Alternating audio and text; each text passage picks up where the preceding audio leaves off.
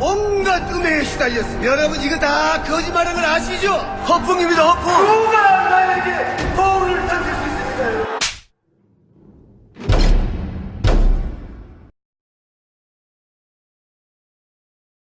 카카 배영방송 다스베이다 제 11회 시작하겠습니다.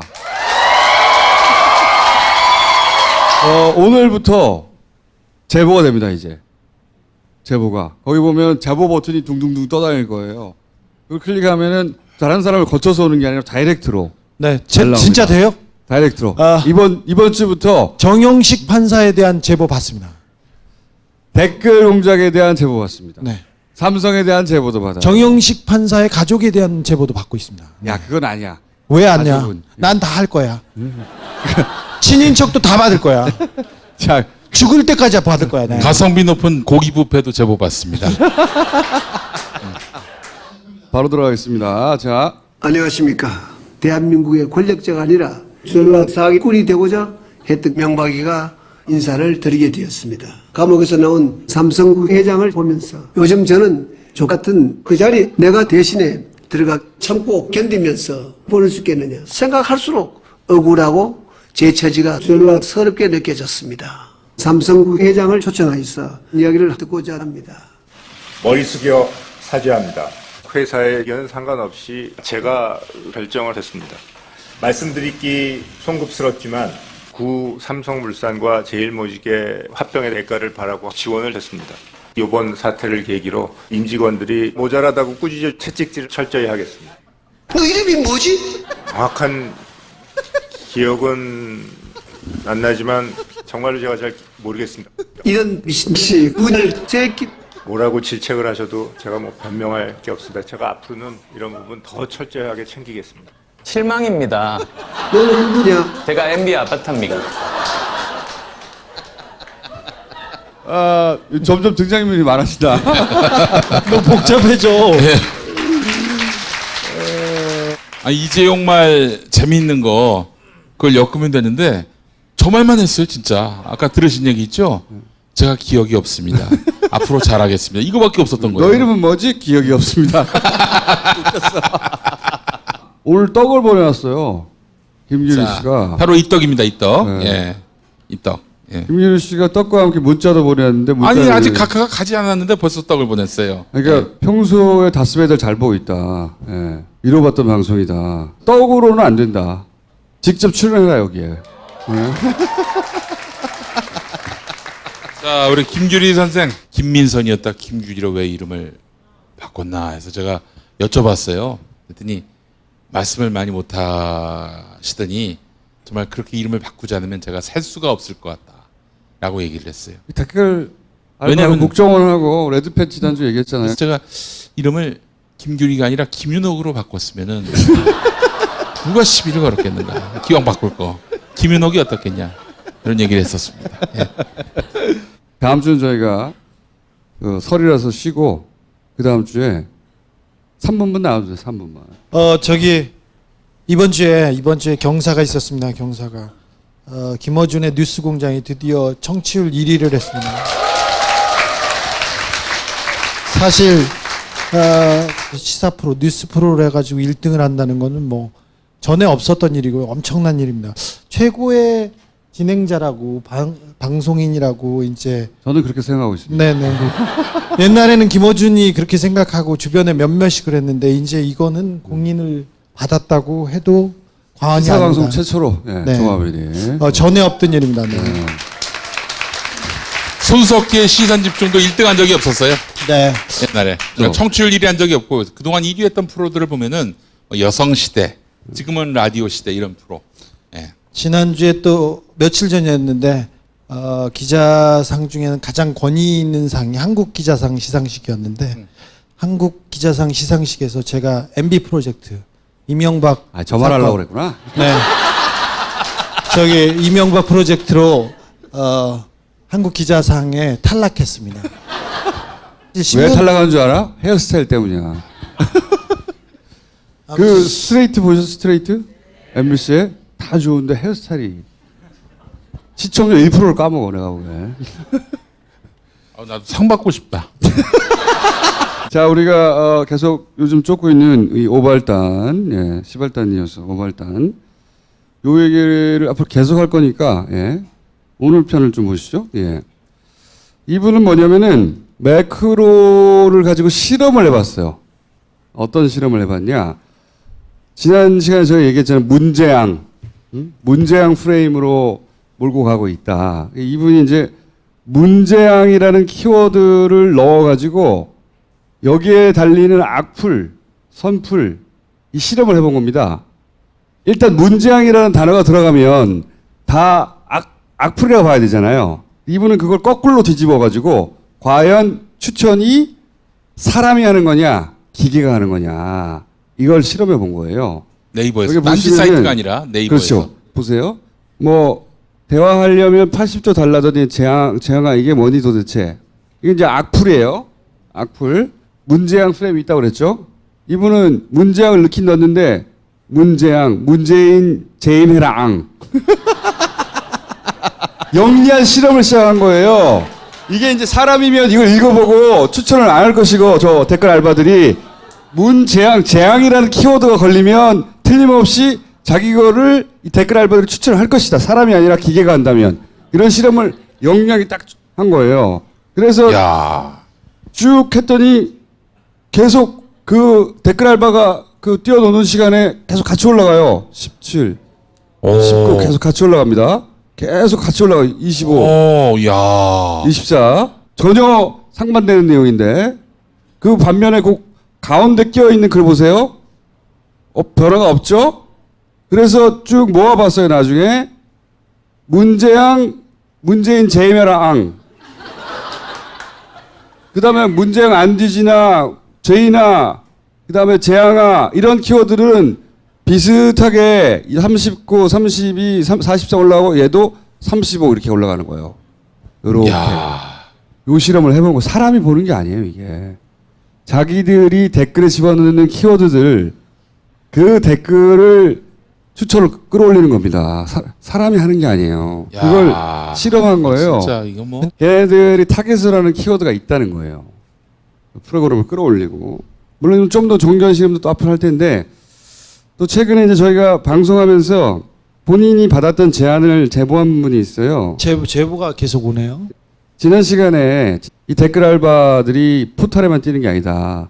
대선 때보다 더 많이 뛰고 심지어는 그 대형 커뮤니티는 당연하고 대학 커뮤니티까지 뛰고 있다. 특별히 근래 들어서 이런 적이 진동하기 없어요. 이런 시작했어요. 적이. 대학 커뮤니티까지 그러지는 않았었거든요. 근데 이분은 제보 내용이 뭐냐면 1월 21일 날 온 게 뭐냐면 댓글 관련해서 개발을 좀 해달라고 그러더라고요. 그 좀 젊으신 분이 전화를 오셨는데 혹시 개발이 가능하냐길래 그래서 얼마든지 가능하다. 그래서 제가 그러면 어떤 개발이냐 그래서 댓글 개발이라고 해서 어디에다 댓글을 다시 얘기해요. 그러니까 첫 번째가 보배 드림이었고요. 두 번째는 제가 어딘지는 모르겠어요. 한 사람이 적으면 이게 그 컴퓨터 할 이유가 없잖아요. 그냥 자기가 입력을 하면 되겠죠. 근데 같은 내용을 반복해서 올린다 그랬어요. 그냥 자동으로 하게끔 해달라고 했어요. 나쁜 놈들 좀 잡아주세요. 이런 제안을 받은 개발자들이 많아요. 한 사람 우리가 접촉이 안 되고 거절한 사람들만 이런 식의 제보를 하거든요. 내용이 보면 한 사람도 이제 돈 받았으니까 제보하세요. 저희가 2배로 후사하겠습니다. 네. 10배를 보보다 네. 수 있어요. 근데 포탈 댓글이 아니라 보배드림이라고 하면 자동차 중고차 매매. 네, 중고차 매매잖아요. 보통은 이 댓글 알바들의 타겟이 아니에요. 그러니까 모든 커뮤니티를 다 하는 겁니다. 처음에는 포탈을 했다면 그 다음에는 사람들이 많이 모이기만 하면 어떤 커뮤니티는 다 작업을 했다. 이렇게 보시면 되고 MLB 파크, 파리쿵 뭐 이런데. 거기가 본격적인 시사를 논하는 곳이 아닌데도 불구하고 거기도 하는 거, 그러니까 사람이 모이는 곳이면 그 커뮤니티 성격과 상관없이 다 한 거예요. 이번에는 제가 그랬잖아요. 이전에는 없던 곳에도 댓글 알바가 등장한다고 다 했어요. 다 했는데 이게 이제 포탈로 다시 돌아가서 포탈 얘기를 해볼게요. 이 포탈에 댓글 알바가 출몰하기 시작한 게 작년 말이에요.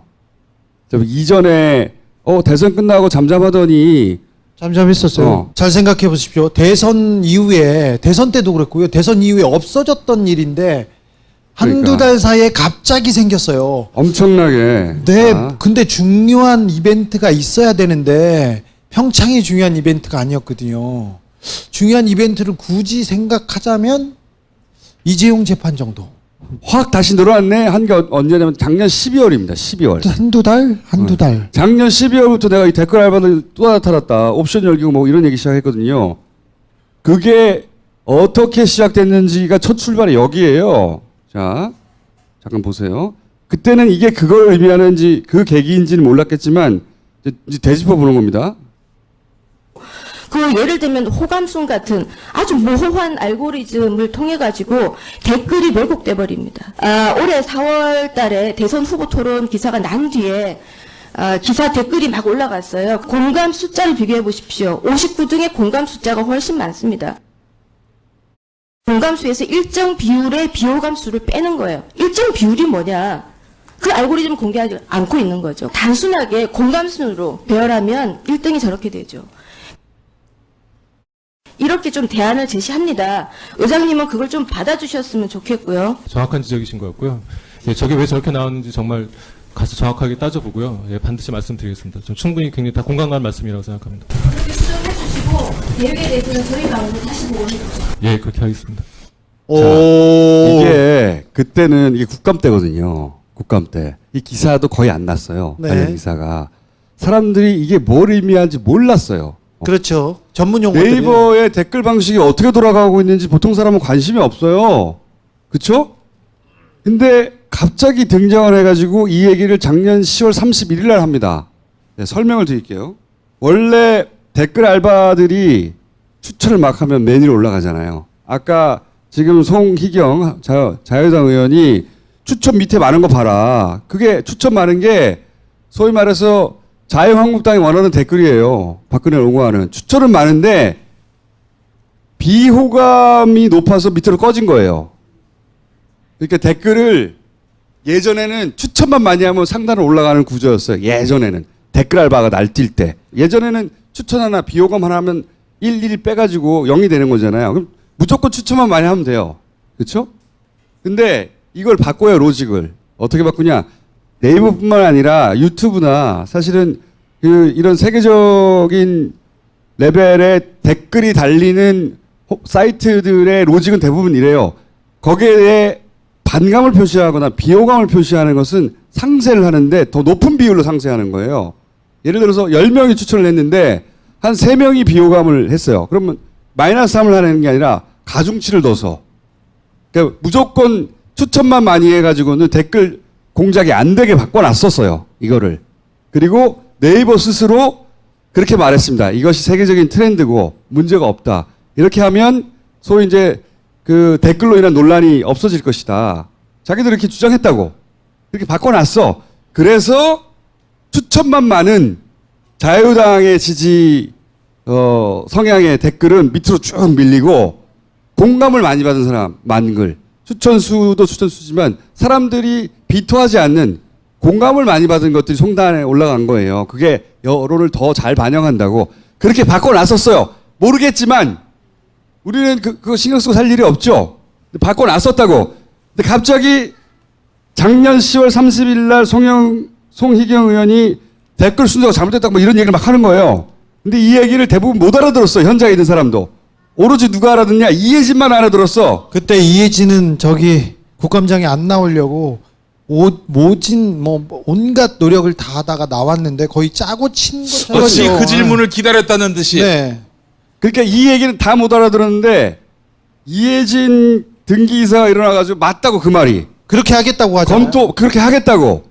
이 이야기는 말한 사람과 이 이혜진만 그 자리에서는 알아들었어요. 기사도 안 났어요. 거의 찾아봐요. 기사가 거의 없어요. 그리고 나서 딱 한 달 있다 11월 말에 바꿉니다.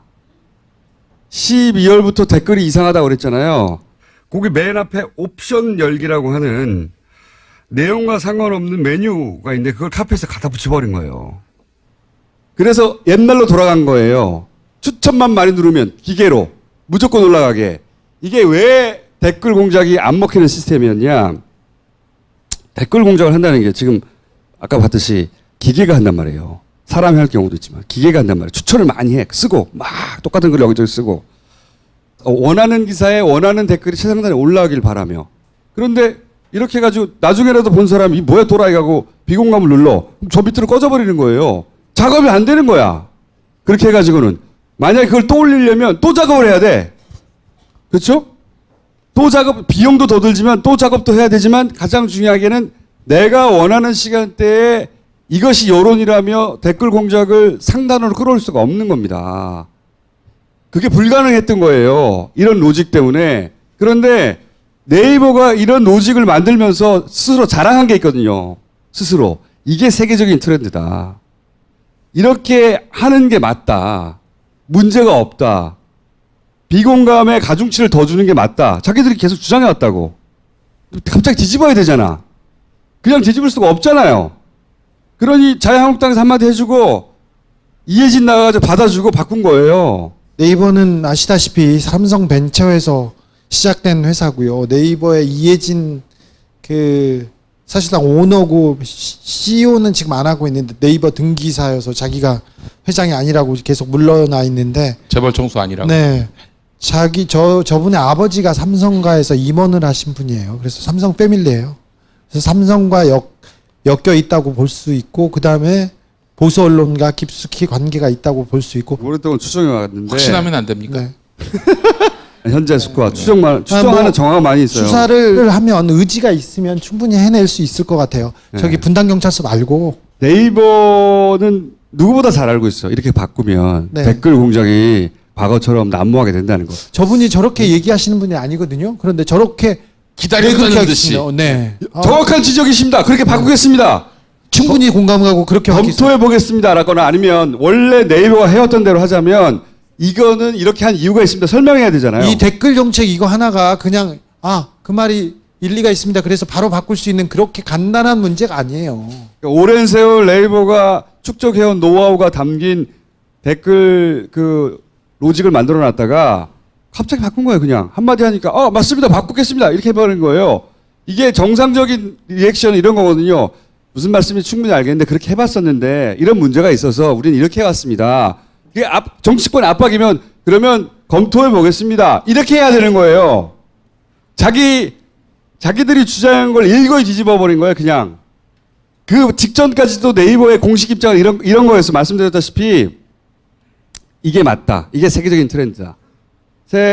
이 댓글을 소팅하는 정렬하는 것이 이렇게 한다. 다들 이제 이게 자기들의 해명이에요. 한순간에 뒤집은 거거든. 한순간에. 그러네요. 이런 내용이 매우 결정적인 몰랐어요. 순간에 내 눈에 띈 거예요. 다시. 네. 왜냐면 잘했어. 12월 달에 바뀌었는데 12월 달에 막 대규모로 나타났거든. 이것들. 대규모로 막 튀어나왔거든.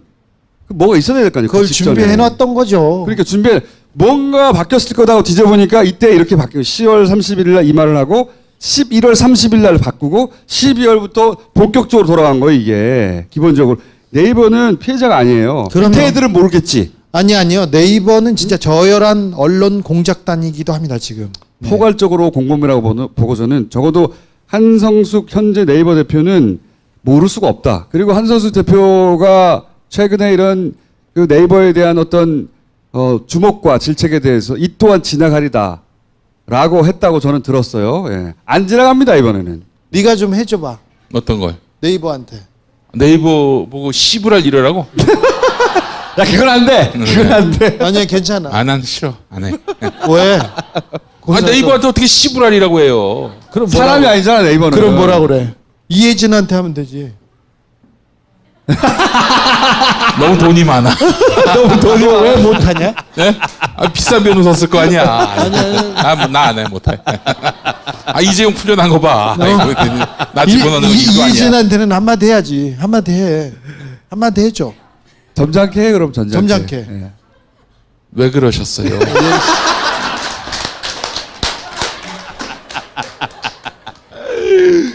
돈이 존나 많을 것 같아서. 존나 많지. 예. 그래서 그 존나 비싼 변호사 쓸 거 아니에요. 그래서 존나 내가 위태롭지 그러면. 자, 네이버가 그토록 오랫동안 비난받았던 댓글에 관해서 자기들이 연구 끝에 만들어놓은 시스템을 일거에 뒤집는데 자기 보수니까 이렇게 한 거예요. 예. 정치권에서 요구하니까 국감장에서 직접 나와가지고 그렇습니다, 맞습니다 하고 바로 바꿔버린 거예요. 그리고 작년 말부터 대대적인 댓글 알바들이 기승을 부렸죠. 작년 말부터 올 초 계속. 이게 집중적으로 이 대규모로 대선 때 이상의 규모로 움직이는데 이거는 자유당의 디지털 대응팀 규모에서 할 수 있는 일이 아니다, 이건. 절대. 이렇게 되려면 컨트롤 타워가 반드시 있어야 된다. 그리고 돈이 있어야 된다. 계속 말씀드렸잖아요. 돈이. 조중동, 자유당, 연합, YTN, 그리고 뭐 댓글 부대, 모든 커뮤니티, 대학 커뮤니티까지, 보배 드림까지 침투해서 댓글 공작하고 이걸 전부 다 하려면 컨트롤 타워 없이 일사불란할 수가 없고, 그리고 돈이 있어야 한다. 돈이. 이 댓글 추적 10년 해온 사람으로서 그 두 개가 코어예요. 컨트롤 타워하고 돈. 근데 누군지 모르겠다고 해서 말씀드렸잖아요. 누군지 모르겠다고.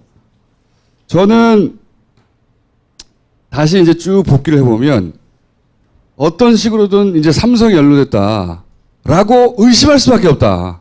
지금 정황에서는. 생각해보세요. 아니 뭐 에이 설마 하는 사람도 있을까. 어떻게 삼성 기업이 10년 당하고도 모르겠나? 얘네는 에이 설마 이런 걸 빼야 돼요. 그리고 불법 이런 걸 빼야 돼요.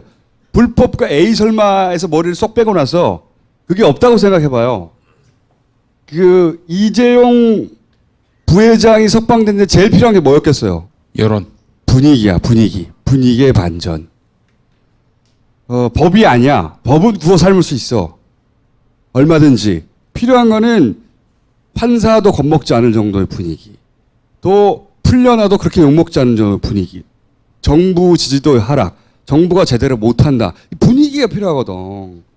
거기에 올인할 필요가 있었던 상태예요, 삼성은.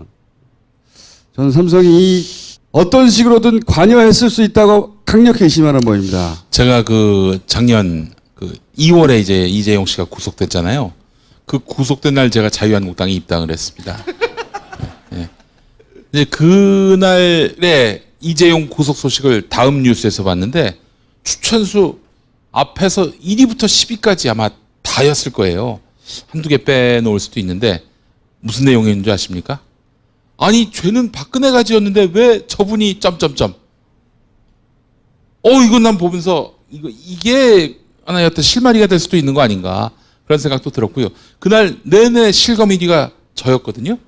그래서 나의 능력과 위상이 이 정도 대단하구나라고 생각을 했는데 내가 이용당했구나 하는 생각 들었습니다. 이제 요 마무리를 짓자면 지금 박근혜 이명박 관련 댓글을 보세요. 청정지대예요, 댓글에. 이제 관심 없어 거기는. 자유한국당이나 이렇게 보수가 하는 게 아니에요. 댓글 알바들이 뛰는 건 오로지 정부 지지율을 떨어뜨리는 데만 뛰어요. 오로지 포커스가.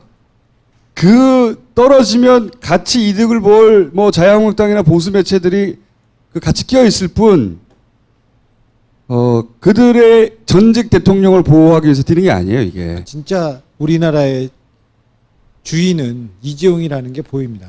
한결의 경향 빼고는 나머지가 다 그야말로 이재용한테. 이 댓글 알바들이 신경 쓰고 있는 거는 이재용 무조건 정부를 까는 거, 그 다음에 안철수 정도예요. 잘 보시면 왜 따로 안철수 신경 써주냐? 그건 좀 이따 얘기할게요. 자, 뭐 나오자마자 뭐 예를 들어서 YTN 뉴스 이렇게 합니다. 검찰이 이제 항의했다. 이거 나와요. 그 다음 바로 나오는 뉴스는 삼성이 엄청난 투자를 했다. 물타기 해주는 거죠. 예? 아니 지금 YTN이 연합뉴스가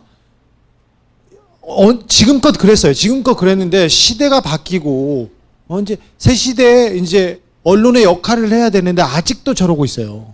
이재용 나와가지고 이제 뭐 이건희 회장 찾아간다고 하니까 막 차량 따라 붙어가지고 그게 대단한 거라고 씨발 아빠한테 가는데 응? 아들이 아빠한테 가는 뭐 그거 딱 쫄아가지고 그 쫓아가고 있어. 그리고 무슨 이런 기사들 있잖아요. 무슨 드라마 황금빛 내 인생을 시청하며 적잖은 충격을 받았던 것으로 전해진다. 드라마 감독해라 씨. 드라마 속에 등장하는 재벌이 고압적으로 갑질하는 장면을 보고 실제 오너 일가의 모습이 일반 국민에게 어떤 식으로 비치는지를 간접적으로나마 접했다는 뉴스를 부분이다. 통해서 이재용은 예의 바른 이미지가 이렇게 만들어졌는데요. 욕 잘합니다, 저 사람. 욕을 잘하는데 씨발 새끼란 욕도 쓰나요?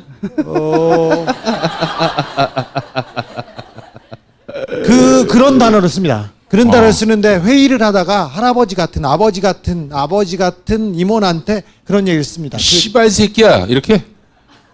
그런 거 말고 좀 비슷한 말이에요. 아니, 좀 더 다른 말이야. 개새끼. 아니, 쌍시옷은 맞는데 다른 거야. 아니야, 그런 얘기를 해요. 네. 네, 그랬습니다. 자, 아니 아, 예의 바르지 않아요 그럼? 이 재벌가들은요 일반인들은 사람을 안 봐요. 나이하고 상관없이 아니, 자기 사람을 안 봐요. 머슴인데 뭐. 다 머슴이야 진짜로. 네. 야, 그걸 그렇게 못 맞추냐? 거기 다 왔는데. 씨발 새끼? 아니요. 어? 아니요. 자 그러면 이거는 프로그램 끝날 때 여론조사 하겠습니다. 자, 사지선다로. 뭐였습니까? 사지선다로. 씨발 새끼 씨불놈 등등등 해가지고 네. 댓글 알바들 이런 거 하고 있어요. 제 드래곤. 드래곤 하고 싶은 거 다 해.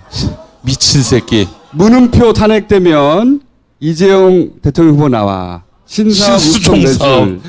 이재용 힘내라. 좋은 세상 올라 머지 않아도 삼성 파이팅. 이재용 부회장 착한 것만 있는 사람입니다. 강연히 시작합니다. 난리 나서 사랑합니다. 아주 씨발 똥꼬 다 얼겠어 아주. 좆가고 있네 이 미친 새끼들. 응? 그러니까 알바들이 신경 쓰는 거는 딱 정해져 있어요. 홍준표 보호해주지 않아 계속 말하지만 삼성은 피해자가 아니에요. 예전에 보수단체 돈을 줄 때도 삼성이 직접 주도적으로 전경련이고 뭐고 자신들이 지휘했어요 이거를. 전경련은 어버이연합이나 보수단체 돈 대고 극우 집회하고 수구 꼴통짓 했지 않습니까? 전경련의 머리는 삼성입니다. 그 증거는 스트레이트에서 공개하겠습니다. 다음 주 목요일에. 올림픽 끝나고 나서 야 그럼 저 금요일 김용민의 뉴스 브리핑에서. 닥쳐 이 새끼들아.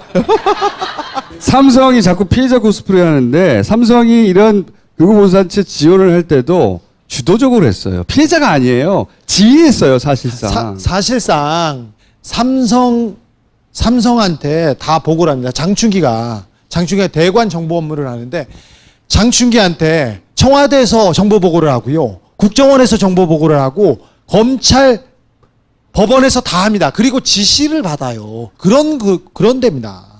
자, 이게 이제 그 나이브한 사람들은 이 대법원 가가지고 뒤집어질 수 있다. 물론 뒤집을 수 있어요. 정상적이라면. 삼성이 가만히 있겠냐고. 삼성은 대법관들 후보가 문자 보내가지고 호소하는 사람, 대법관 후보가 인사청탁을 대법관 후보가 자기 인사를 물어보는 데가 여기였습니다. 삼성이요. 삼성 미전실. 네, 삼성 미전실 장충기의 문자 제가 공개해서 이거예요 이게. 삼성 언론상에 지원해놨습니다 지금. 아, 삼성 언론상에다가 지원했어요? 네, 지원해놨어.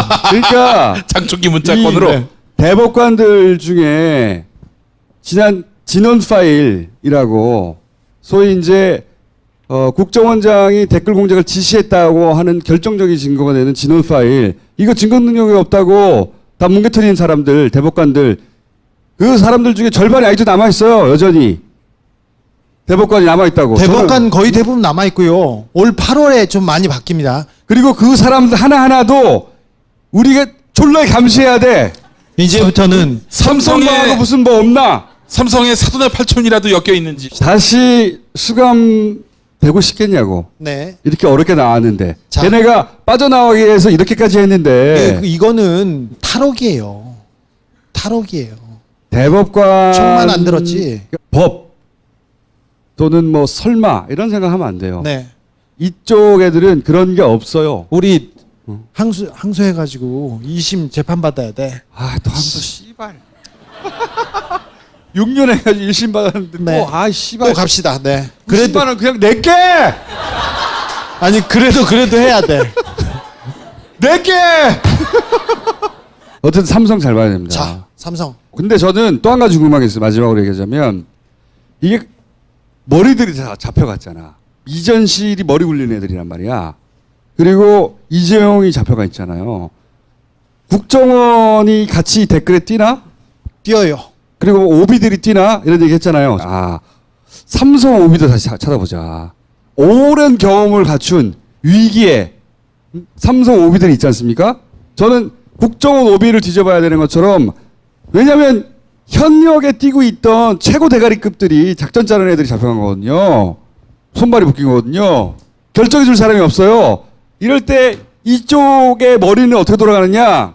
오비를 찾아요. 오비를. 삼성 오비도 봐야 된다. 그리고 근데 삼성의 오비들이 이재용 재판 때문에 다 돌아오긴 했어요. 근데 그 사람 말고 머리는 사라졌지만 아직 수족들이 다 남아있기 때문에 그 사람들이 열심히 했죠. 그러니까 근데 얘네들은 작전이 세워지지 않으면 움직이지 못하는 애들이에요. 자기가 그 책임을 지지 않으려고 하는 애들이거든요. 원래 보수의 특징이 그래요. 패킹어도 머리를 쪼는 순서를 정해줘야 돼요. 뭐 일주일 순서를. 그게 순서가 정해져야 그다음 움직일 수 있는 애들이라고. 대가리를 찾는다고 당장 대가리가 없으면 그게 오비를 찾는 이유거든요. 얘네 메커니즘 그렇게 돌아가요. 대가리 대가. 오비를 찾아봐야 된다. 자, 이렇게 얘기해놓고 일단 정용식의 사진입니다. 이 사람입니다. 자, 이분이 동아일보하고 인터뷰했어요. 동아일보하고 인터뷰를 했는데 조선하고 동아하고만 인터뷰를 했어요. 그래놓고 첫 마디가 뭐였냐면은 판결 내리기 전부터 이런 일 신상털기가 있을 거라고 예상했습니다. 판결이라는 게 형사든 민사든 불만 있는 사람이 있습니다. 진 사람이 잘했다고 하겠습니까? 이렇게 얘기했는데 진 사람이 누가 졌어? 진 사람이 국민이 진 거예요. 이재용이 이기고 국민이 진 거예요. 이걸 판사가 얘기했다니까? 그리고 나서 뭐라고 그러는지 알아? 사회가 다 성숙해 가는 과정이라고 생각합니다. 그렇죠. 족가는 소리 하고 있네, 씨발. 이 정용실이란 이름을 김어준하고 저하고 2011년에 얘기했습니다. 2011년에. 저 사람한테 걸리면 우리 감옥 간다고. 걸리지 않았었어요? 너 들어봐. 잠깐만 있어봐. 잠깐 있어봐. 2011년에 제가 나 꼼수를 하고 저희가 한참 이렇게 떠들고 다닐 때 2011년에 저쪽 사람, 그러니까 정부 사람, 그러니까 이명박 사람이죠. 이명박 카카. 쪽 사람에서 고위 관계자가 왔어. 야, 주프로 살살해. 이러다가 가. 당신 이러다가 1심에서 집행유예 받고 2심에서 꼬리네야. 정영식 같은 애한테 꼴인데 그 얘기를 2011년에 들었습니다. 그때부터 들었어. 자, 이 사람 2011년에 우리 둘이 들었습니다. 2012년에 선거가 있었어요. 선거가 있고 선거 다음 날 제가 전화를 받았어요. 야, 튀어! 진우야, 너 나가 있으라고 해. 나가 있어라. 뭘 너는 곱게 말해. 잡으라. 튀어! 이건데. 그래서 저희가 그 다음 날 튀었어요. 100일 있다가 들어왔는데 구속영장이 청구됐어요. 1심에서. 근데 그래서 수갑차고 유치장 갔습니다.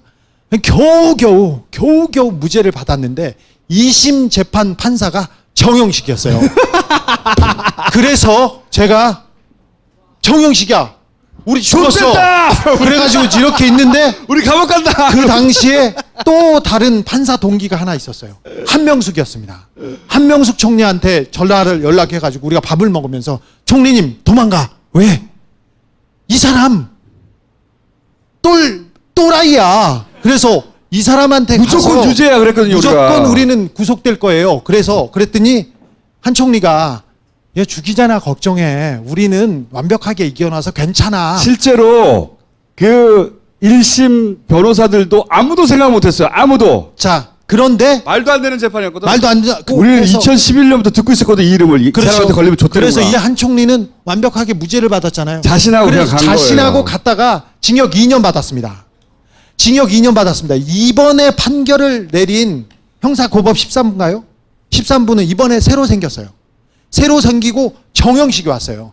그래서 첫 만든 마디가 거예요. 그 재판 안 되니까 만들어서 꽂아서 넣은 거예요. 그렇죠. 거기. 이게 만들어졌어요. 형사 그래가지고 13부를. 제가 서울지검하고 특검에 가가지고 이 사람 그런 사람이에요. 이 사람이 그렇잖아. 2심 재판 과정에서 되게 조용했잖아요. 삼성 관련해서. 왜 조용했냐면 이 정용식이 계속 재판을 하면서 연기를 했어요. 그래서 검찰 측 그러니까 특검 측에서 잘 증거가 흘러가는 줄 나오고, 알았어. 증거가 나오고 자료가 나오고 그럼 공소장 변경하세요. 아, 거기 혐의가 추가된다. 계속 그런 식으로 해서 검찰도 특검도 안심했던 거예요. 우리는 믿지 않았어. 나랑 주진우는 저거 틀림없이 저거 풀어준다고 그랬어. 왜? 예전부터 듣던 얘기거든요. 그쪽에서 딱 찍어서 요 사람 보내서 니네 감옥 보낸다고 그랬던 사람이거든. 그때 제가 기억이 나는데 저하고 우리 두 분하고 그 한명수 총리가 세실 레스토랑에서 식사를 한번 사셨어요. 그때는 한명수 총리가 2심에서 정영식이한테 유죄 판결을 받았어요. 그래서 저희를 부르더니 아이고 그쪽도 정영식이라면서 큰일 나겠어. 그 사람 정말 완전히 XXX야 라고 하셨어요.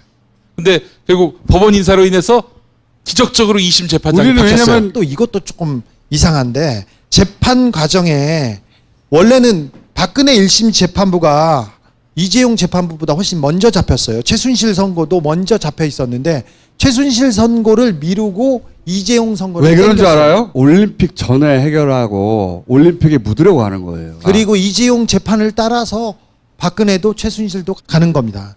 그리고 뭐가 있었냐면 36억 원 뇌물이지 않습니까? 36억 원. 요새는 3,600만 원만 공무원이 받거나 공무원한테 주고 공무원한테 줬을 경우도 다 징역형을 사는 판례가 아, 있어요. 5만 원 절도도 저기 구속돼요.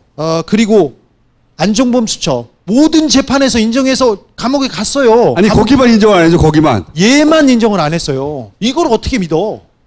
이걸 어떻게 아니, 그러니까 받아들여? 다 상관이 없어요. 다 상관이 없고 그럼 일단 무조건 풀어줘야 되기 때문에 풀어주기 위한 머리만 몇 달 동안 쓴 거예요. 검사가 뭐라고 하든 다 들어줘. 왜? 상관이 없거든. 다 들어줘. 알았어. 다 들어줘. 뭐라고 하면 다 들어줘. 다 진행돼. 빠르게 진행돼요. 자, 그리고 왜 자기 혼자서 어떻게 풀어줄까만 쓰고 있었던 거예요. 이재용하고 판사하고 한 편이야. 이게 무슨 법이에요? 그러니까 이 문재인 정부도 긴장해야 됩니다. 이 경제 권력이 저쪽하고 딱 밀착해가지고 자기들 살기 위해서 덤빌 때 힘이 막강한 거예요. 시민들도 잘 감시해야 돼요. 이제 요 이재용의 판결 나기 전까지 계속 작업할 거예요. 계속 온갖 방식으로. 아니 삼성이 대법관들 누가 선임되는지 감시하고 네. 졸라게 감시해야 돼. 극우 보수 꼴통들 집회 시위 시킨 애들이 삼성이에요. 정경련에서 계속 그렇게 했던 애들도 삼성이고. 초 엘리트들인데 그 그구들한테 왜 돈 주겠어요? 자기들한테 유리한 분위기를 만들려고 하는 거예요. 분위기. 그렇죠. 재산 국외도피 의사 없다. 단지 장소가 외국일 뿐. 이게 말입니까? 이게 막걸리입니까 이거? 그리고 다 무죄면 36억도 무죄여야 되는 거야. 그 정신이면. 아니 이재용은 왜 재판을 받아? 불쌍하잖아. 너무 이 판결의 정신을 보면 다 무죄여야 되는 거예요. 사실은 앞뒤도 안 맞아. 또 재산은 늘었대. 그러니까. 행정의 지배권은 또 강화됐대. 아니 그러니까 피해자고 뇌물을 뺏겼다며 갈취당했다며. 너 부자가 됐어. 그러니까 갈취당하고. 내가 지나가는 사람한테 흥분해가지고 강압에 다들 의해서 네가 나한테 돈을 뺏겼어. 강압에 의해서 뺏겼어요. 근데 강압에 의해서 뺏겼는데 부자가 됐고 강압에 의해서 돈을 더 많이 벌었어. 그러니까 짜고 신 거지 주고받은 거지 이게 무슨 피해자냐고. 이렇게 하면 뇌물 앞으로 그냥 뇌물죄가 뭐가 필요해? 이게 법이 재판이 뭐가 필요해? 왜 우리가 그런 놈들한테 재판을 받아야 돼? 이런 새끼들한테. 36억이 인정됐는데 그것만 해도 감옥에 있어야 되는 거예요. 당연하죠. 그것만 해도 1심 재판에서 5년 징역 선고했지 않습니까? 그것도 말도 안 되는 거였어. 그 판사가 우리한테 벌금 90만 원 판결한 김진동 판사예요. 이제 끝났으니까 더 얘기하겠는데. 그분과 인연을 끝났구나 이제. 그 사람이 법정 최저형을 구형했어. 법정 최저형을 이재용한테 구형했어. 그렇지. 그때부터 그리고 얘기했었지. 이거 집행유예로 나온다고. 그렇죠. 그렇게 3단계 내려놓고 그 다음에 이 사람이 빼준 거예요. 그래서 내가 뉴스공장에서 그 사람 그 삼성 재판 깔 때 얼마나 속이 탔겠어. 네. 내 재판은 어떻게 하고? 아니 그래서 내가 깔 테니까 당신은 좀 까지 마. 그러면 아침에 또 까고 그 다음 날은 내가 나가서 또 까고. 이게 권리과 사익이 충돌하는 거야. 나는 살아야 되는데 까야 되겠고. 그래서 우리는 서로 깔지 말자고 하면서 둘이서 다른 데서 또 까고. 그래서 우리는 처음으로 지고 또 정영식 또 까고. 근데 옆에 있는 고법 판사한테 우리는 재판을 또 받아야 되고. 그러니까 방송에서 막 욕하고 재판을 받고 있는 거예요. 이 사익과 공익의 충돌 하지 말까 욕하지 말까? 근데 재판을 하긴 해야 돼 막 씨발. 근데 재판을 너무 많이 받으니까 판사들이 다 이 판사는 1심 판사, 이 판사는 2심 판사, 이번 판사는 지난번 판사. 그래 너무 많이 걸려 있어. 2심이 두려워 나는. 징역 한 2년 정도 때리는 또라이 같은 게 나와가지고. 아니 정형식은 가능합니다. 나는 정영식 오면은 잘못했다고 bil 하려고. 거야. 이재용 생각만 하면 열이 받아 진짜. 탈탈탈 털어서 판사들도 징계받을 수 있고 옷 벗을 수 있구나라는 교훈을 세워주는 것부터 씨발, 그런 아니, 작업을 하지 않고서는 이자들 어떻게 삼성이 지금껏 그랬어요. 삼성이 가면 법도 필요 없어. 다 제도도 바뀌어. 삼성이 지나간 자리는. 세금을 내고 승계하면 누가 반대하겠어요? 올바로 경영 활동하고 올바로 사업하면 누가 반대하겠어? 이런데 어떻게 누가 수긍할 수 있어요? 기자들이 모르지 않아요. 이런 내용들을 다 알거든요. 그럼에도 불구하고 이재용 똥구멍이 나빠는 이 족같은 씹새끼들은 진짜 부끄러운 줄 알아야 돼. 나는 다 같이 삼성과 싸우라는 게 아니야 진짜. 그거 하는 사람 따로 있어. 따로 있어. 미친놈 지진우 같은 새끼들. 또라이들. 우리 재판 걸렸는데 막 욕하는 새끼들 이런 거. 이런 애들 따로 있고 그냥 빨아주지만 말라고. 그냥 나쁜 짓 했으면 욕하지 못하겠으면 가만히나 있지. 뭐 존나게 빨리 달려라 하니 씨발.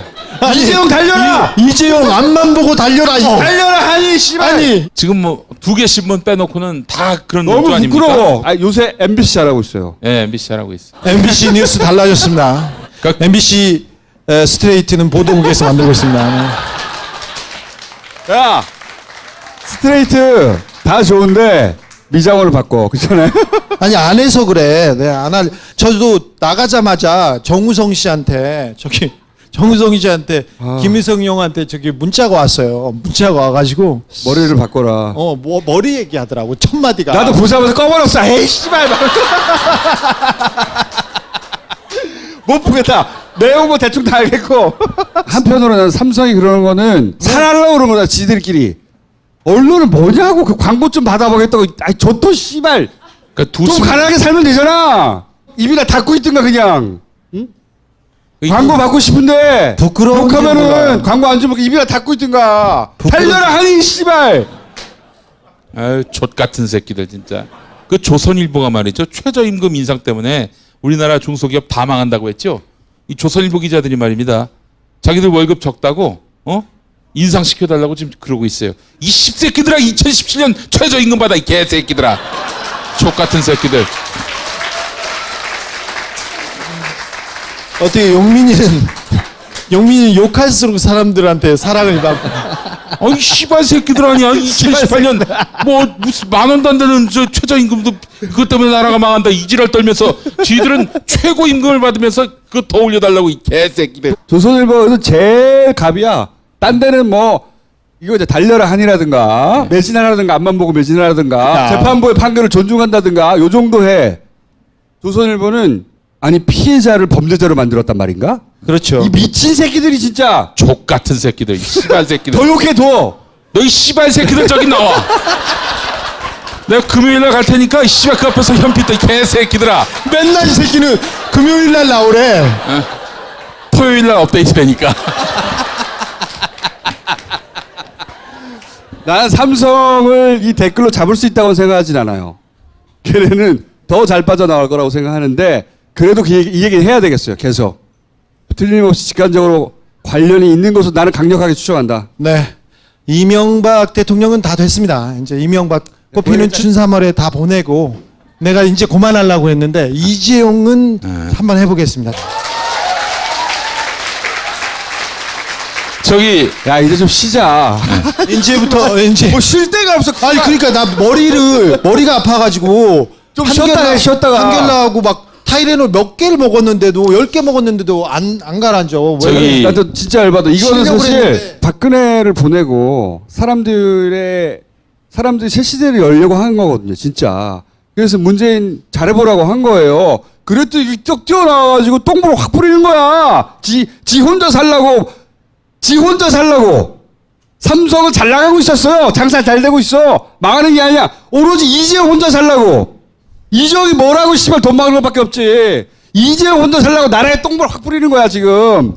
아니 아이 씨발놈들. 법 위에 이재용이 있어요.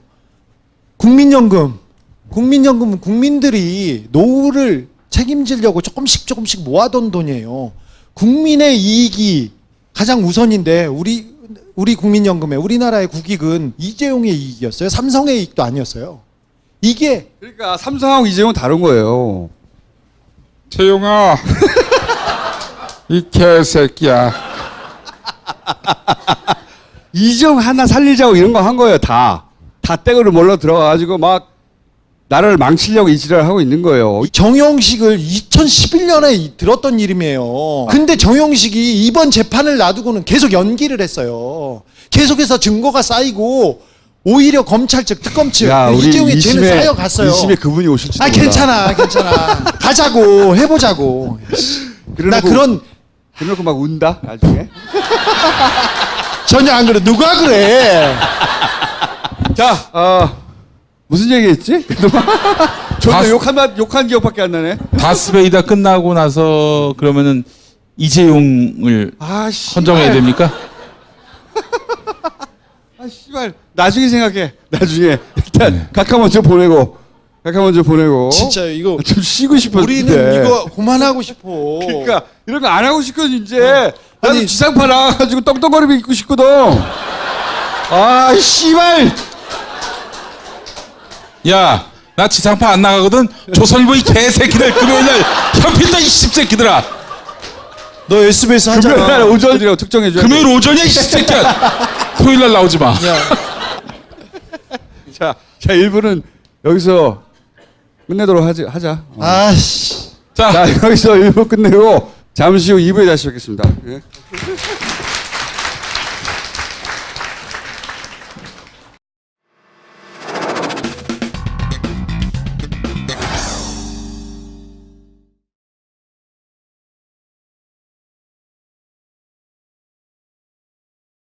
이분은 이정열 판사님이 나와서 법적으로 시부라를 하겠습니다.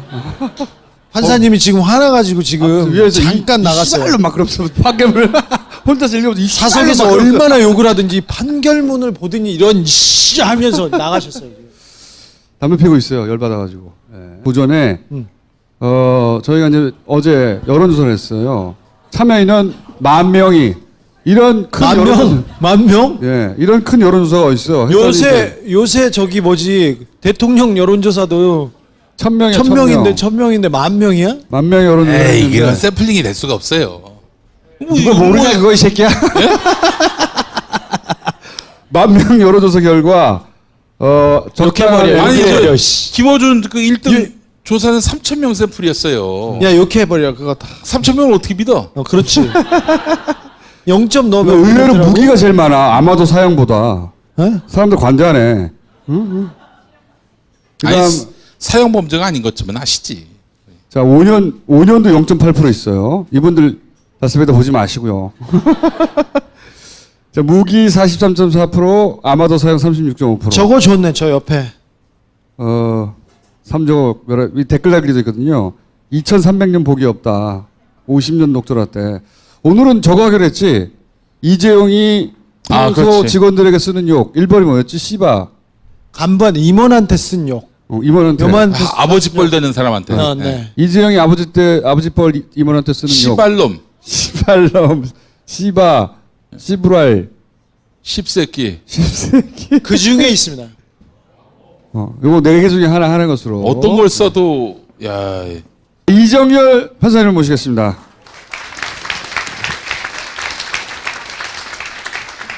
맞습니다. 자,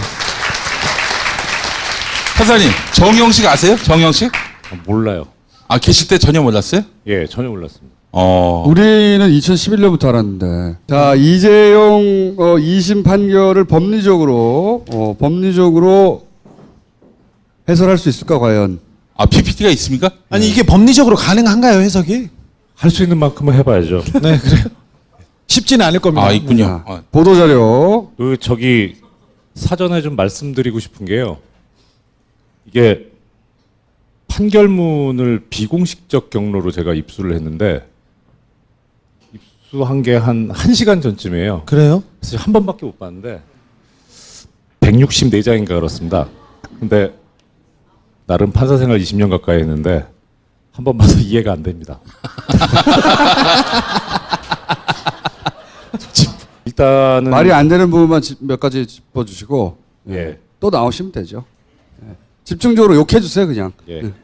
뭐 좀 말려주세요. 일단 이 사건에서 법적으로 가장 문제가 되는 부분은 뇌물이에요. 뇌물 이제 공여죠. 공여라고 표현합니다. 공여는 뭐냐면 주는 거. 뇌물을 주는 예, 거. 뇌물을 줬죠. 지금 이제 받은 쪽은 박근혜 최순실이고 예. 준 쪽이 이재용. 뇌물을 받은 사람이 죄가 더 셉니다. 형이 높습니다. 왜냐하면 거기는 공무원이어야 되기 때문에. 그렇죠. 예, 예. 그러니까 이제 국가 공무원으로서 국가의 작용을 더럽혔다는 거죠. 그렇기 때문에 형이 더 세고 주는 쪽은 좀 약합니다. 주는 사람과 받는 사람이 항상 있어야만 뇌물죄가 성립되기 때문에 항상 공범 관계에 있어요. 어느 쪽이 범죄가 되는데 다른 쪽은 범죄가 안 되고 이런 경우는 그렇게 극히 드뭅니다. 논리적으로는. 근데 현실적으로는 이 둘이 별개 재판부에서 재판을 받았을 때는 이게 갈릴 수도 있는데 논리적으로는 그렇죠. 줬으면 받았을 거고 안 줬으면 안 받았을 거고 그러니까요. 범죄의 구조를 이해하시려면 일단은 박근혜 최순실 쪽에 먼저 서셔야 돼요.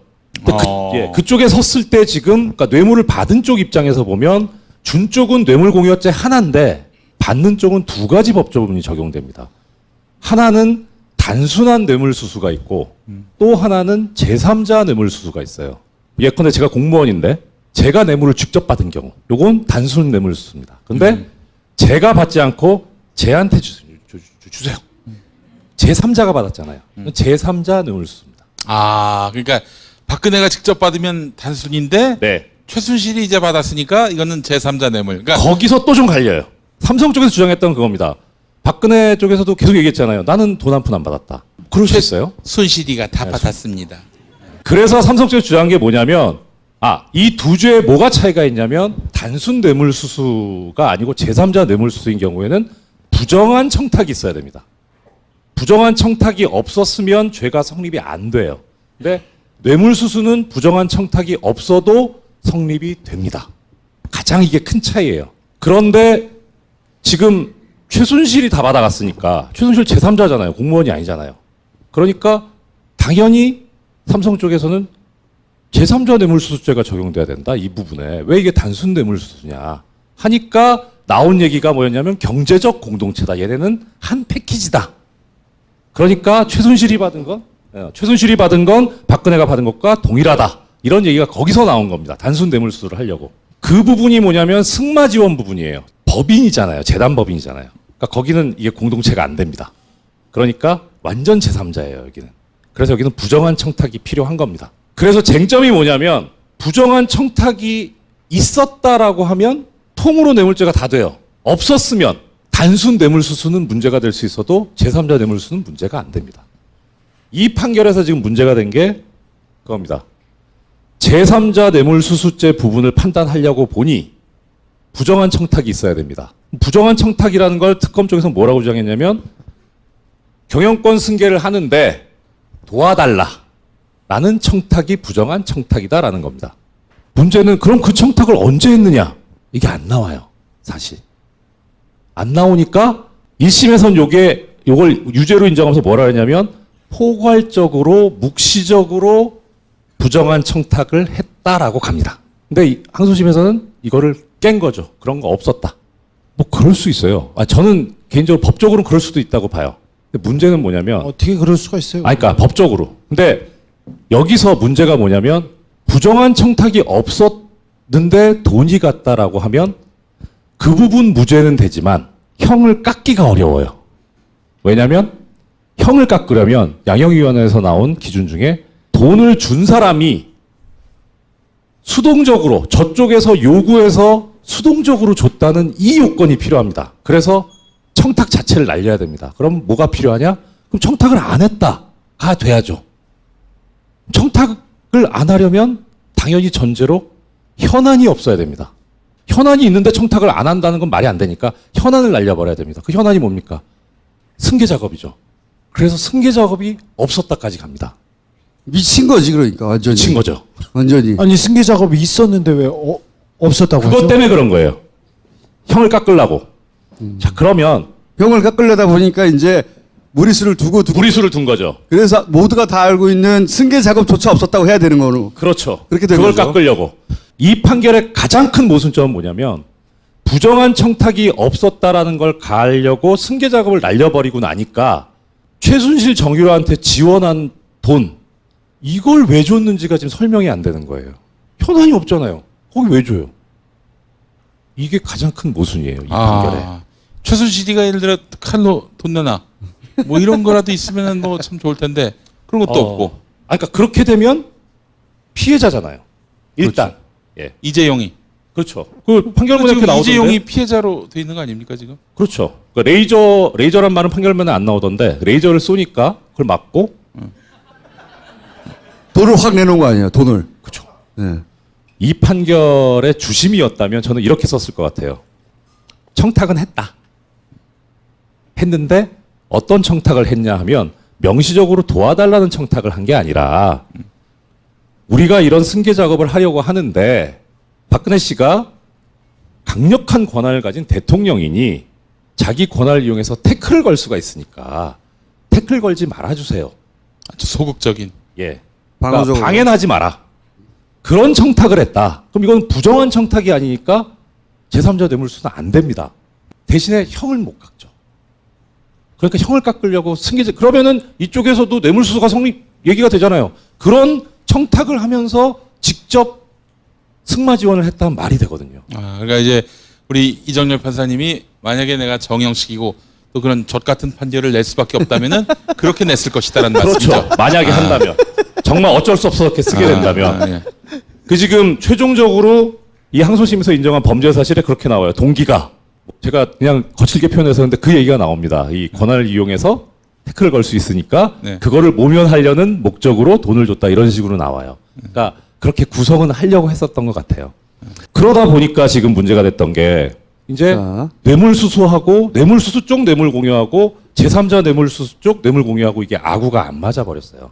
안 맞는 걸 좀 설명해 주세요. 어떻게 안 맞는지.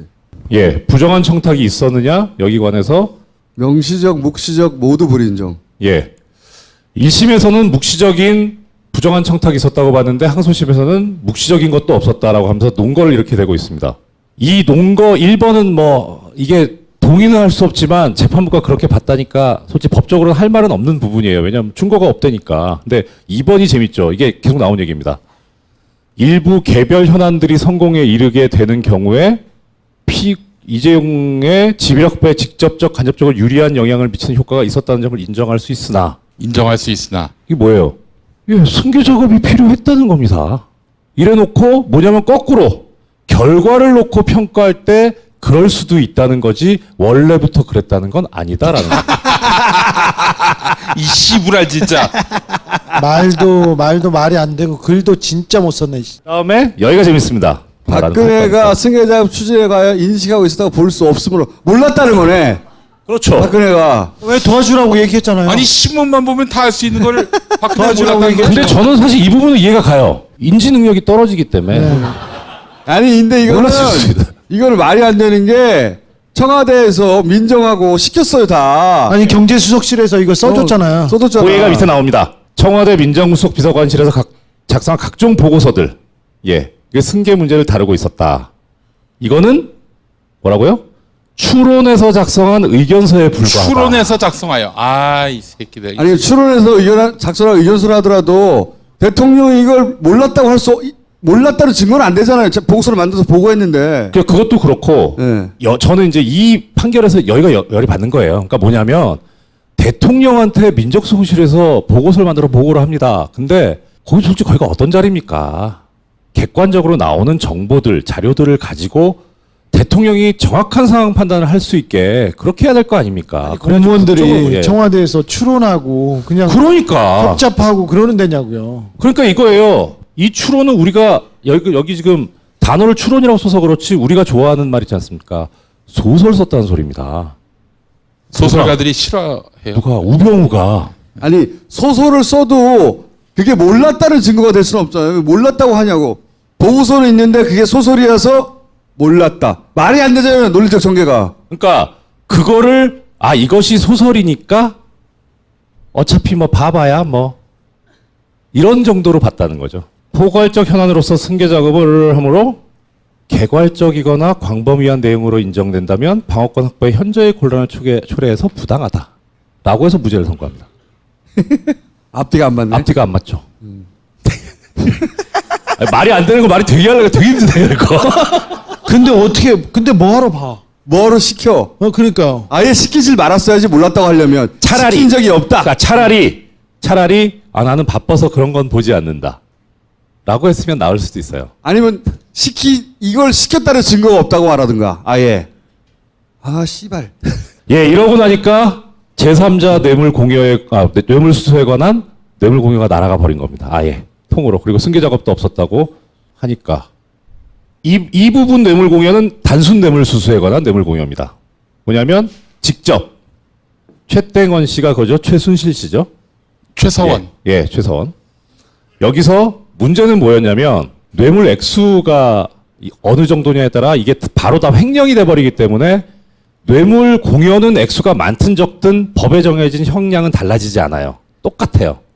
뇌물을 받은 쪽은 편차가 커지는데. 근데 문제는 이게 액수가 많아지면 이게 전부 자기 걸로 한 게 아니라 법인 걸로 한 거기 때문에 횡령이 돼버리거든요. 이거는 액수가 많아지면 형이 늘어납니다. 그러니까 이거를 또 줄일 필요가 있는 거예요. 그래서 뭐라 그랬냐면 머리 열심히 썼네. 예. 머리. 그러니까 자, 뇌물이면 기본적으로 줘야죠. 내 거를 줘야 됩니다. 받은 쪽에서 이건 내 거야 라고 해야 뇌물이 되겠죠. 이게 이거 받긴 받았지만 이건 내 건 아니야 라고 하면 뇌물이 아니니까 이거를 이제 법률적으로 표현하면 소유권이 누구한테 있느냐라는 이 문제가 생겨버립니다.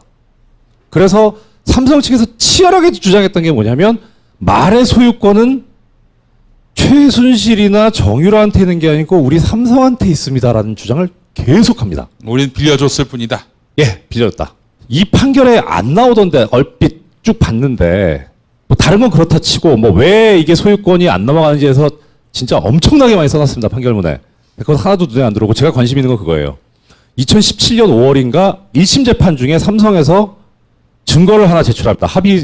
합의서를 제출하는데 그게 뭐냐면 말을 사고 팔았던 마주가 있을 거 아니에요. 그 마주하고 사이에 말에 관한 계약을 깨는 합의서입니다. 이게 무슨 의미를 가지고 있는 거냐면 만약에 소유권이 넘어갔어요. 최순실 정유라한테. 그러면 그 계약을 깰 수 있는 권한은 최순실한테 있죠. 그렇죠. 근데 삼성이 깼다는 소리는 뭐예요? 이 소유권이 삼성한테 있다는 소리입니다. 그걸 증명하려고 그 합의서를 냅니다. 근데 그 합의서에 대해서 1심 재판부에서 뭐라고 그랬냐면 이 재판에서 쟁점이 되는 게 말의 소유권이 누구한테 있느냐가 쟁점인데 그 소유권이 삼성한테 있는 것처럼 하는 그런 문구들, 재판의 쟁점이 되는 문구들이 자세하게 나와 있다는 거예요, 합의서에. 너무 오버하신 거죠. 너무 짜고 친 것 같아요. 너무 오버하신 거죠. 재판에서 1심 판결 끝나고 나서 급조해서 만들었다. 1심 재판 중에. 재판을 위해서 재판을 재판을 위해서. 위해서. 일정을 알고 만든 계약서라고 본 거지. 그렇죠. 1심 때 그냥 말하자면은 재판용으로 이제 만든 그렇죠. 예. 다들 재판용으로 예상하듯이. 근데 이게 그러니까 증거를 조작한 거죠, 결국. 그러니까 제가 이제 1심 때 화가 났던 건 그거였습니다. 증거를 조작했는데 이게 조작됐다고 인정을 하면서 왜 5년밖에 안 하냐. 법원에서 증거 조작하잖아요. 완전히 날아갑니다. 그 있는 증거를 가지고 사실관계 이랬으니 법적으로 어떻게 됐느냐를 판단받자고 하는 게 이게 법원에서 해야 될 건데 증거를 바꿔가지고 뭐 만들고 하면은 이건 기본적으로 재판을 하자는 게 아니잖아요. 그럼 줬다는 겁니까? 작살나죠. 작살나죠. 그런데 항소심 판결에서는 그 합의서에 대한 언급이 아직 안 보이네요. 의도적으로 눈을 감은 건지 아니면 제가 발견을 못한 건지는 아직 모르겠는데 사실 그게 제일 궁금했었거든요. 그걸 어떻게 돌파할까 항소심에서. 아예 예. 뺐네요. 예, 뺀 것 같은 생각이 네. 들어요. 네. 그래서 해야 될 거는 안 하고 눈을 감아버리고 의도적으로. 그러니까 이 판결이 쓰레기라는 거에 대해서 누가 부정을 할까 싶은 생각이 듭니다. 박수 한번 치고 넘어가시죠.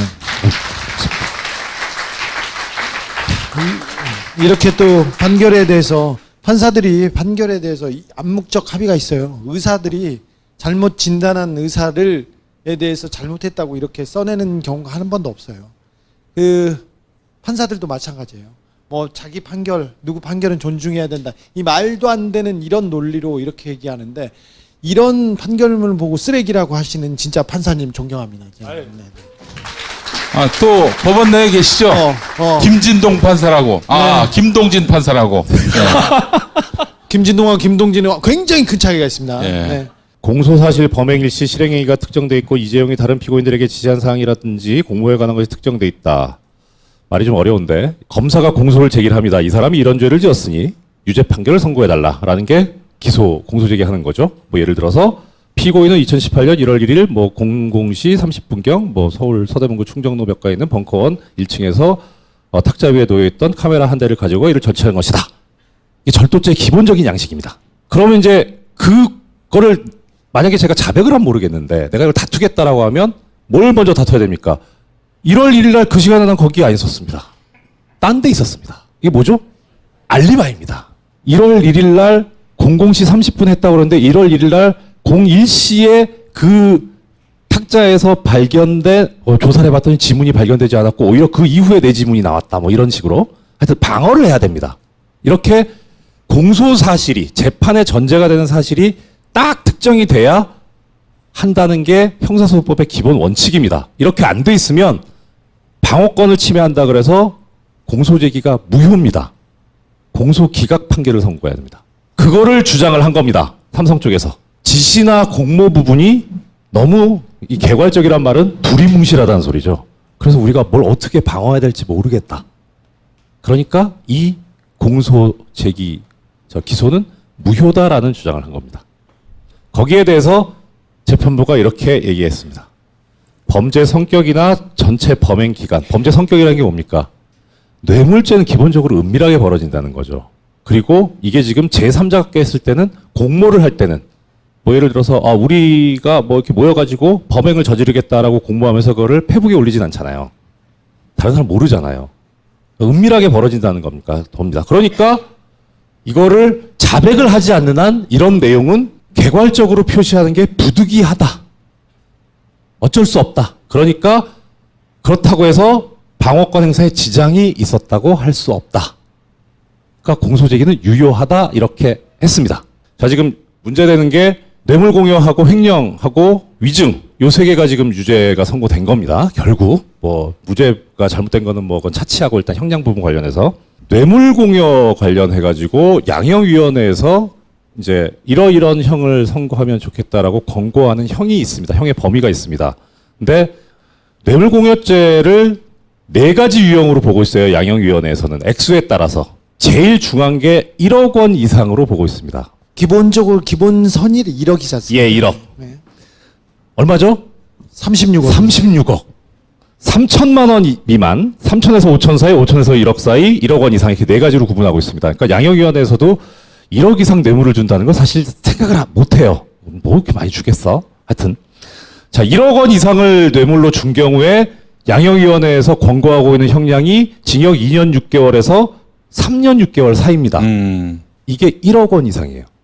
36억이면 1억 원 이상이네요. 예, 높으로 가야죠. 그죠? 자, 그리고 그다음 또 문제가 뇌물 공여죄만 있으면 이런데 지금 2개가 더 있잖아요. 이런 경우는 가중을 해야죠. 근데 가중을 할 때 2년 6월에서 3년 6월 사이인데 2년 6월 부분을 가중하는 게 아니라 높은 걸 가중을 해서 요 범위를 넓혀버립니다. 양형위원회에서 제시하고 있는 건 이렇습니다.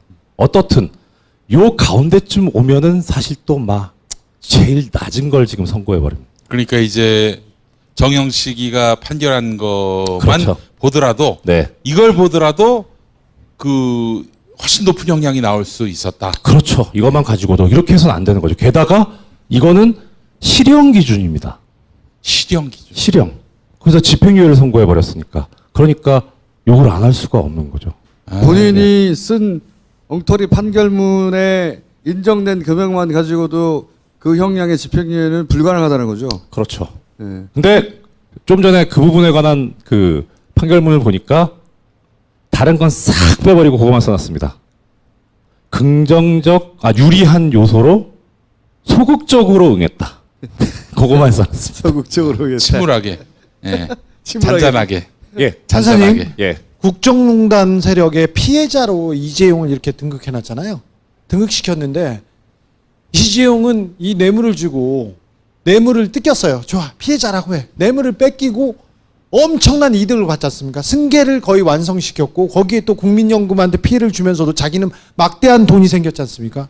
이건 어떻게 말해야 됩니까? 승계가 없었다고 했으니까 아예. 보통 이런 경우에 저는 뭐라고 답하면 시부라이. 제가 판결한 것도 왜 저한테 물으세요라고 하는데 솔직히 저도 그 이해가 안 가요. 이거 어떻게 설명할 것인가. 총수님 모시고도 얘기했었는데 아니 문영표 자기가 자백했잖아요. 네. 예, 인정했잖아요. 저기 자기가 삼성 승계 작업이 있었고 그걸 돕기 위해서 국민연금관리공단을 아예 압력을 가하고 동원을 했다라고 얘기를 했습니다. 문영표, 홍완선은 구속됐는데 다 그 증거로 다 예. 그 혐의로 구속됐지 않습니까? 그렇죠. 총수님께서 그렇게 얘기하시더라고요. 그러면 이 판결을 놓고 보면 그분들은 뭐냐?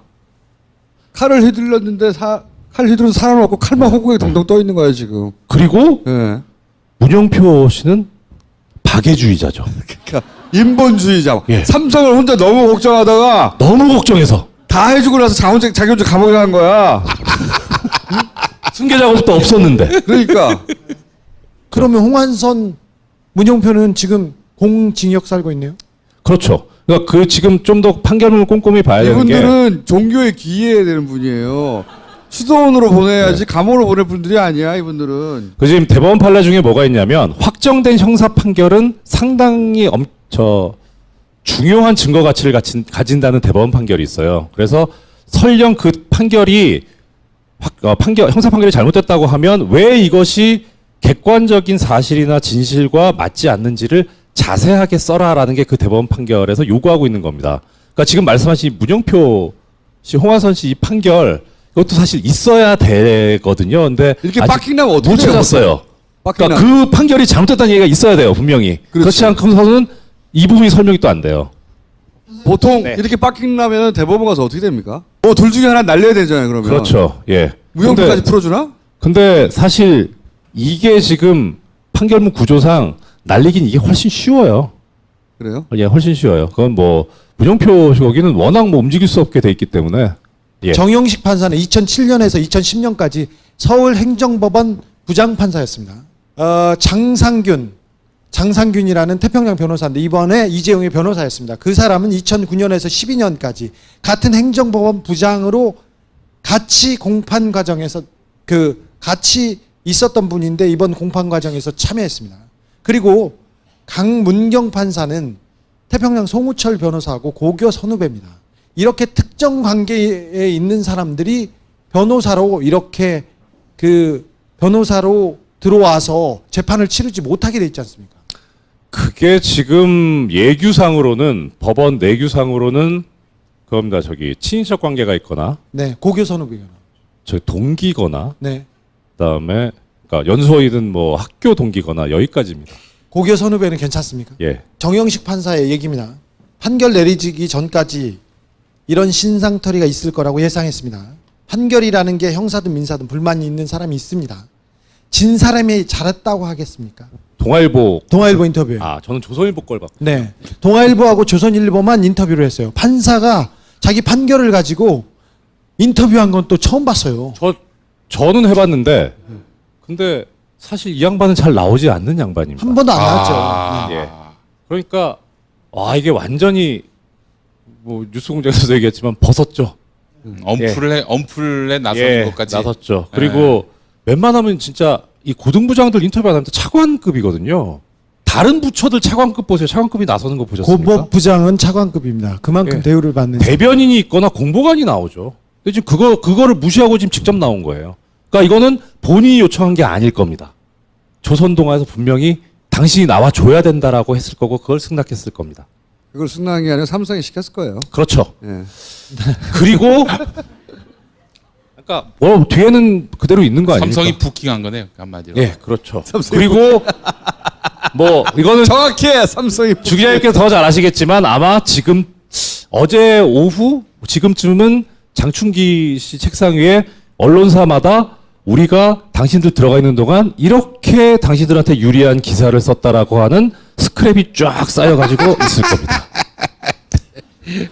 그리고 이 기사, 이 정영식 부장을 빨아주는 이 기사 또한 이 판결에 대해서 근거 없는 비난이 있는데 그 판사를 보호하기 위해서 우리가 이렇게 애쓰고 있다라고 하는 그 용도일 가능성이 저는 그 높다고 생각합니다. 댓글 부대가 보고서 쓰는 거하고 똑같아요. 네. 예. 댓글 부대가 우리 댓글 읽기 열심히 해서 돈 받아가는 거하고 똑같아. 전화 기사 내고 광고 받아가는 거예요. 예. 그런 거예요, 그냥. 거기에 더 많은 뭐 위대한 뭐 없어 아무것도. 영민아, 예. 내가 저 전도사예요. 네. 이제 앞으로 야, 아까까지 그렇게 해놓고 한 회당 5-5번만 하려고 시부라를. 아까 다 했어. 내가 곧 이제 저기 노회에 목회 판사님, 후보. 그러면 대법원 가서 이게 뒤집어지려면 대법원 구성이 지금처럼 돼서는 안 되잖아요. 그렇죠. 지금 뭐 양승태 답답하죠. 똘마니들이 다 지금 예, 지금 일단 가장 지금 최소한 김소영 대법관까지 나가야 양승태의 됩니다. 오른팔 법원 네. 행정처장으로 온갖 전횡을 저질렀던 딸랑이 김소영 그 사람이 대법관이에요 지금? 예. 대법관이에요. 법원행정처장이 법원행정처장이 대법관이 대법관입니다. 네. 아 대법관이 법원행정처장도예요? 예. 지금껏 블랙리스트 수사나 이 진상규명을 막고 자기에 있는 메일을 공개하면 안 된다고 법원행정처 판사들이 다 일제히 나서서 막 글 써고 그랬지 않습니까? 거기에 수장입니다. 김소영. 김소영 대법관이 법원행정처장을 하던 시절에 방금 주 기자님 말씀하신 대로 이 판사 블랙리스트 사건 진상조사위원회 조사를 방해를 했습니다.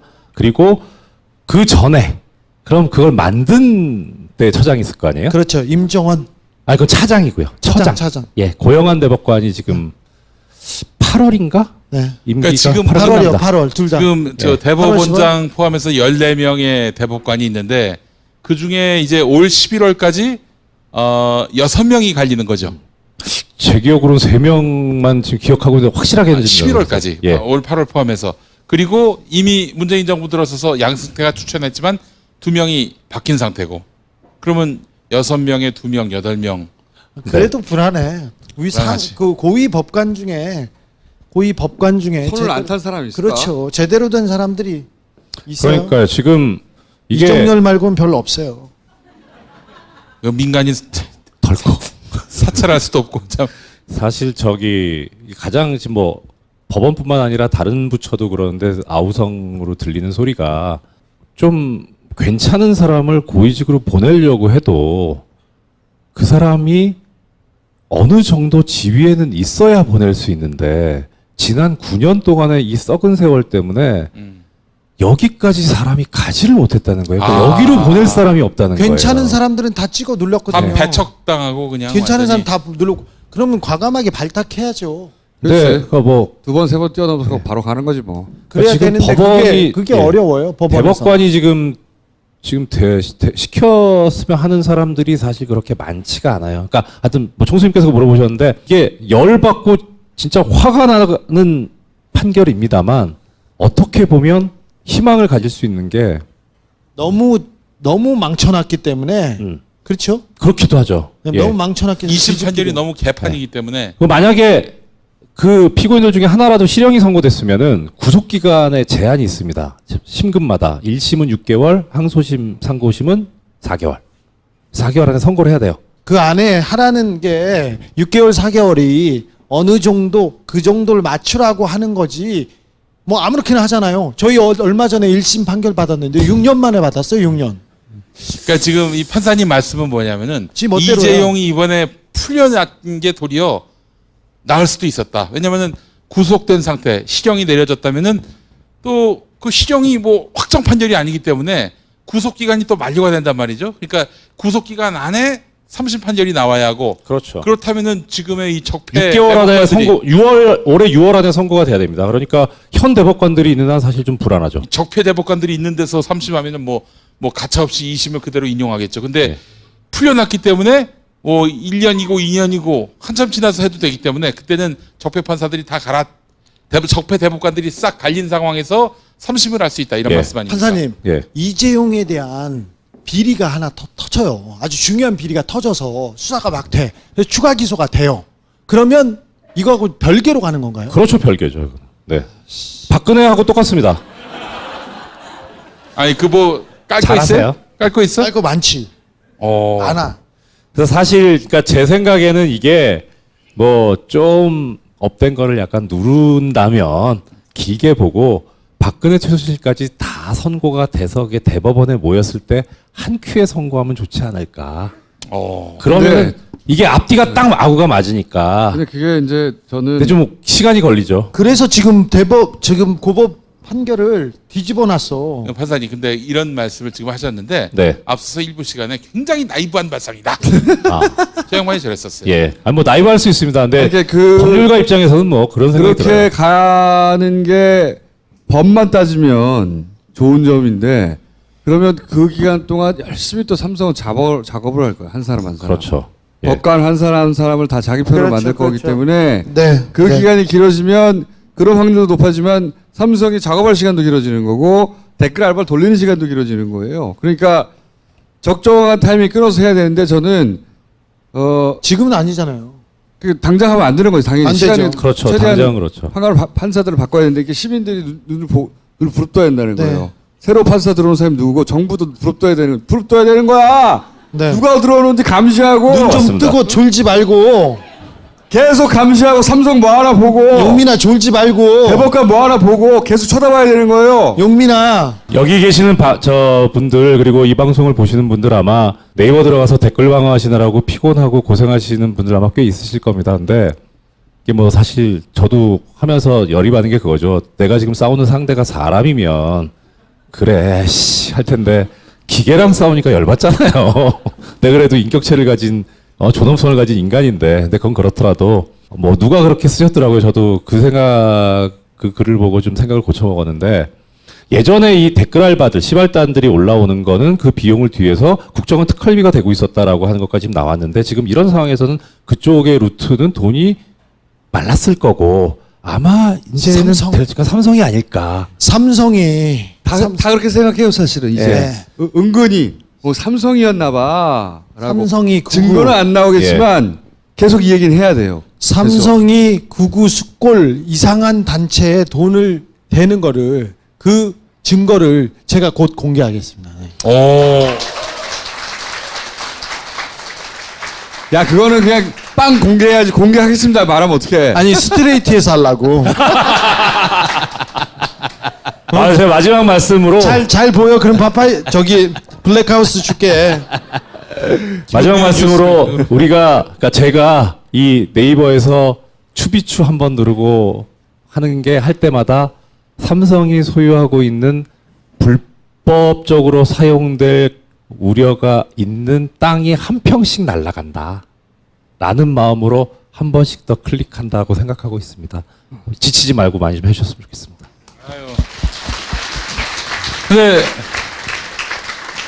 그 형님, 저기 좀 새로 포털을 만들 방법은 없어요? 만들 수 있지만 안 와. 사람들이 안 와요? 너무 오래 걸려. 자 돈이 너무 많이 들잖아. 돈도 너무 많이 들고. 얼마나 들어야 돼요? 통장에 얼마 있어? 저기 얼마 없지만은 로고 정도 만들 수 있겠다. 로고. 로고? 다시 한번 말씀드리지만 신분 보장이 완벽히 되는 제보 게시판이나 전화할 필요 없어요. 제보 버튼을 누르면 다이렉트로 날라옵니다. 저희한테 비밀 보장이 되는 완벽히 인코딩돼서 비밀 보장이 되는 제보 기능이 되니까 투표 한번 해주시고 제보 한번 해주시고 예. 파티를 깔아야 되긴 하지만 한번 해보세요. 제보하실 분들은 다이렉트로 나오니까 지금껏 된다고 해놓고 지금껏 안 됐어? 곧 될 거라고 그랬는데 이제 됐어. 2달 전부터 된다고 하지 않았어요? 2달 전부터 곧 될 거라는데 이제 됐어. 네. 자 여기 뜰 거예요. 제보 둥둥둥 띵 누르면 연애 편지 말고 제보를 해주세요. 그 내용이 뭐든 간에 이상하다 싶은 거는 제보를 해주시면 저희가 추적해서 확인해 보겠습니다. 내용이 뭐든 간에 이걸 누르면 된다는 건 요걸 누르면 된다. 저 내용이 뭐든지 형식에 구애받지 않고 형식적인 거 받겠습니다. 네. 뭐야 이 새끼야. 오늘 여기까지 하겠습니다. 감사합니다. 고맙습니다. 다음 주 안 해요? 다음 주 한 주는 설이잖아, 설.